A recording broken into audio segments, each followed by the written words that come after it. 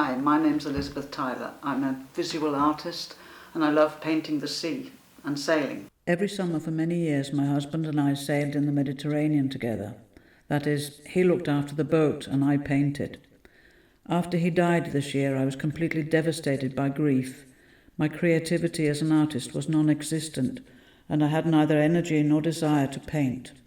But they say that the cure for anything is salt water, sweat, tears or the sea. There are many old men sailing around alone, so why shouldn't an old woman like me be able to do it? So when I couldn't paint any pictures, I went to Greece to paint the anti-fouling on my boat and get it launched. I wasn't at all sure I could manage to sail alone. There was the danger of falling overboard or colliding with something, or running aground or into a hurricane or even a tsunami, but I wanted to try. Far out at sea, after setting sail and turning the engine off, the feeling of total freedom came over me. The boat seemed suspended in air between the sky and the sea, almost surreal. Problems at home felt smaller as I now had other things to think about. Gradually and slowly, small glimpses of inspiration came into focus. Every day there was a new threshold to get over.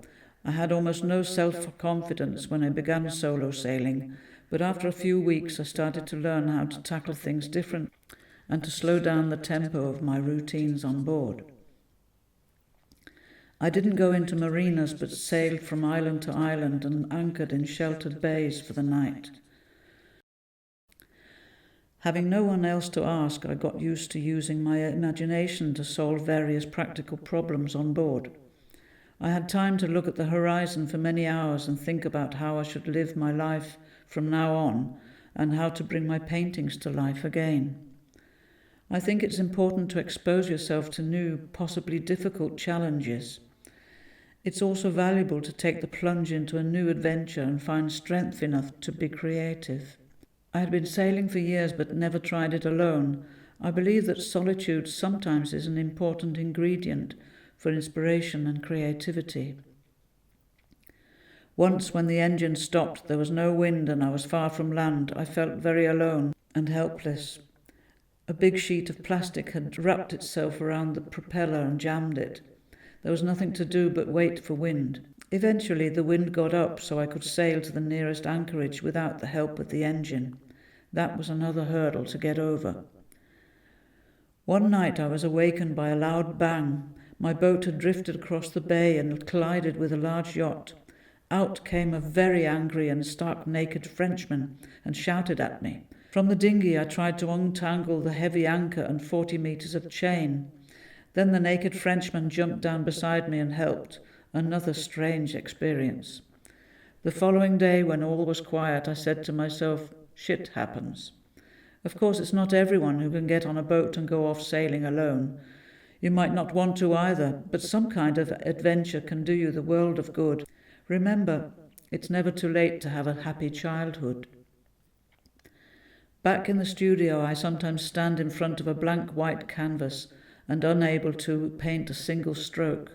Sad thoughts fill my head and inspiration is non-existent. In a situation like this, it's vital to have good visual memories that can be brought back, revived and relived.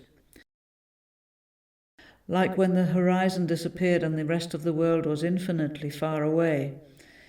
Land appeared from nowhere and mountains rose up from the sea like an optical illusion.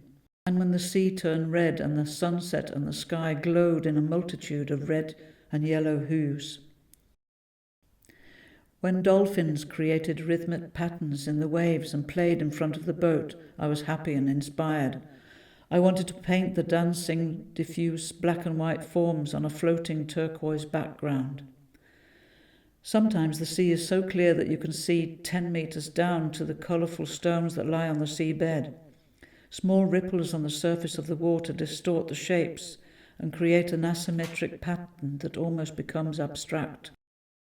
Tiny rainbows flicker where the sun's rays reach all the way down to the stones. All of these experiences stored in my memory would only be sad to think about if I thought they were gone and done with after my husband's death. Now I have proved to myself that life certainly goes on and I can certainly allow myself to go on having fun with new experiences. So, after yet another day at sea, I was able to row ashore in my little rubber dinghy to a deserted beach. There I could find a multitude of subjects to paint. They had, of course, been there all the time, but in my grief I had lost the ability to see them. Birds hovered in the air above me and landed next to the boat when I was at anchor. The advantage of being on a boat is that you can get very close to them. After some time I started to know them and gave them names such as Hugo and Hildegard, George and Jessica. Every day I made a habit of swimming several times around the boat. I had company. Not only were there many different kinds of fish, but also some very old sea turtles. So I was not the only elderly wrinkled lady moving slowly through the water. Mark Twain wrote, 20 years from now you'll be more disappointed by the things you didn't do than by the things you did do. I could add, those who follow other people's footsteps never reach any further than the end of the track. Those who go their own way discover and experience so much more of life. Life can really be very difficult to start living again after a serious crisis. But what really helped me was to untie the knots, even though some can be very difficult to open. Let go of the mooring lines, lift the anchor, and head out towards the horizon. Thank you.